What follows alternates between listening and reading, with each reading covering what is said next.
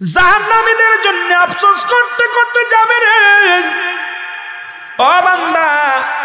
70 বছর 80 বছরের জিন্দেগি পাইয়া গুনাহ মাফ করাইতে পারলি না, ওই জাহান্নাম তেরে আসবে রে মুসলমান। ওই জাহান্নামের গেটেও একটা গাছ লাগানো থাকবে, জাক্কুম নামে কাঁটাযুক্ত গাছ। এই গাছটা ধরে ধরে টান দিয়া মানুষকে গাছের মতো টান দিয়ে নিয়ে চলে যাবে। ও মুসলমান শোনো, গরম হয়ে আসবে জাহান্নাম। পৃথিবীর মধ্যে 2 বছরে দুইবার একবার নিঃশ্বাস ছাড়ে আর একবার নিঃশ্বাস নেয়। যখন জাহান্নাম নিঃশ্বাস ছাড়ে পৃথিবীর মধ্যে গরম শুরু হয়ে যায়। জাহান্নাম তাহলে কত গরম রে মুসলমান। জাহান্নাম যার নিকটে যত দূরে তত গরম সেই এলাকার মধ্যে বেশি পড়ে। আবার জাহান্নাম যখন নিঃশ্বাস নেয়, ও পৃথিবীর মানুষ শুনে নাও, তখন ঠান্ডা পড়ে, শীত পড়ে যায়। জান্নাত যখন, যেই জান্নাত থেকে জাহান্নাম মুসলমান, জাহান্নাম বছরে একবার নিঃশ্বাস ছাড়ে একবার নিঃশ্বাস নেয়। যখন জাহান্নাম নিঃশ্বাস নেয় তখন ওই এলাকার মধ্যে ঠান্ডা উষ্ণ আবহাওয়া আসে, সুন্দর আবহাওয়া আসে। আমরা মনে করি শীত পড়েছে। এই শীত পড়ার পিছনে 2টা কারণ রে মুসলমান। একটা কারণ হলো ও মুসলমান, 1 নম্বর জাহান্নাম নিঃশ্বাস নেয়, আর যখন নিঃশ্বাস ছাড়ে তখন গরম পড়ে। সুতরাং মুসলমান শোনো, এই জাহান্নাম এত বড় হবে রে মুসলমান। এই জাহান্নামী মানুষগুলো ভয়ঙ্কর অবস্থা হবে। জাহান্নামী মানুষের এমন অবস্থা হবে রে মুসলমান, এই দুনিয়ার হায়ানি পাশের পানি গড়। আর সবচেয়ে মুনাফিকদের স্থান হবে হুব্বুল ফজল নামে একটা জায়গা, জাহান্নামের একটা নিম্ন কাতারের জায়গা। কার আল্লাহ বলো মিনান্নাস, মানুষের মধ্যে মায়াকুলো তারা বলবে আমান্না, তারা ঈমান আনছে বিল্লাহি, আল্লাহর প্রতি, আখিরাতের প্রতি বিশ্বাস স্থাপন করেছে। ওমা হুম বিমুমিনিন, একদল বেঈমান ছিল, মুনাফিক ছিল।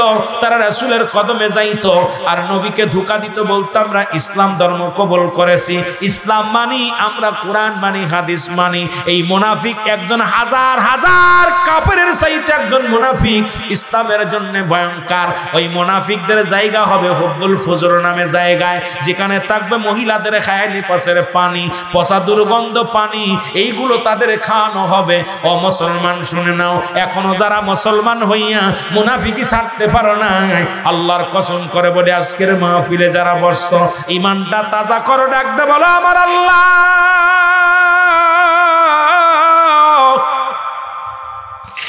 আজ থেকে জুলুম করব না, ব্যভিচার করব না, অন্যায় করব না। আজ থেকে তওবা করেছি, মাহফিলে বসে গো আমার আল্লাহ আমাদের তওবাকে কবুল করো। কারণ কিয়ামত পর্যন্ত তওবার দরজা খোলা, কিয়ামত পর্যন্ত তওবার দরজা খোলা থাকবে, নবীদের দরজা বন্ধ। ও মুসলমান শুনে নাও, এই জন্য বেশি বেশি করে তওবা করা লাগবে। জোরে জোরে বলেন ঠিক কিনা? এ ভাই, 3 নাম্বার বিপদ হলো কিয়ামতের ময়দান। ওই কবরের মধ্যে পড়ে থাকলে রে অনেক সময় লেগে যাবে রে মুসলমান। 3 নাম্বার বিপদ হলো কিয়ামতের ময়দান। এই কিয়ামত আগেই শুরু হয়ে গেছে। কিয়ামতের আগে 70টা আলামত হবে। আমার দেশের বাইরা অনেকে বলে কিয়ামতের সময় হয়ে গেছে, অনেক ওলামা একরাম কয় কিয়ামত শুরু হয়ে গেছে, আবার অনেক আলেম ওলামা এখন বলছে কোথায় কোথায় রে মুসলমান? ওই না, ওই ফিলিস্তিনের যুদ্ধ লেগে গেছে, ফিলিস্তিনের যুদ্ধ লেগে গেছে, ওখানে বলতেছে এখন কে এসেছে? মুসলমান ইসরায়েলে এসে গেছে। কোথায়? এখানে দাজ্জাল। না রে বাজান না, পৃথিবীর মধ্যে 39 জন ভণ্ড নবীর আগমন হবে। ভালো করে লিখে নাও রে মুসলমান, 39 জন ভণ্ড নবী অলরেডি পৃথিবীর মধ্যে এসে গেছে। আর একজন ভণ্ড নবী আসবে, তাদের মধ্যে গোলাম আহমেদ মির্জা কাদিয়ানি হলো অন্যতম একজন বেয়াদব, একজন ভণ্ড নবী। 39 জন ইমাম মেহেদী আগমন করবে দুনিয়ার মধ্যে। এই 40 জন যখন পুড়ে যাবে তখন আসল ইমাম মেহেদী দুনিয়ার মধ্যে আগমন করবে। রাসূল বলছে 70টা আলামত হবে কিয়ামতের আগে, তার মধ্যে অধিকাংশ আলামত হয়ে গেছে। এখন 10টা আলামত বাদ আছে রে মুসলমান। একটা হলো খানে দাজ্জালের আগমন, ঈসা আলাইহিস সালামের আগমন, ইমাম মেহেদী আলাইহিস সালামের আগমন, এজিদ মজুতের আগমন। 3টা ভূমিকম্প কাশ্মীরি মুসলমানদের দখলে চলে যাবে। মুসলমান তো মার খাবে এভাবে, কারণ রাসূল বলেছে মুসলমানের রক্তের উপরে দিয়া ইহুদি নাসারারা চলাচলতি করবে। তখন মুসলমান ঐক্যবদ্ধ হবে। মুসলমান যখন বালহুয়া কিলাব, এই দুনিয়াটা হলো পচা দুর্গন্ধ মরি, মানুষের চরিত্র হলো কুকুরের চরিত্র।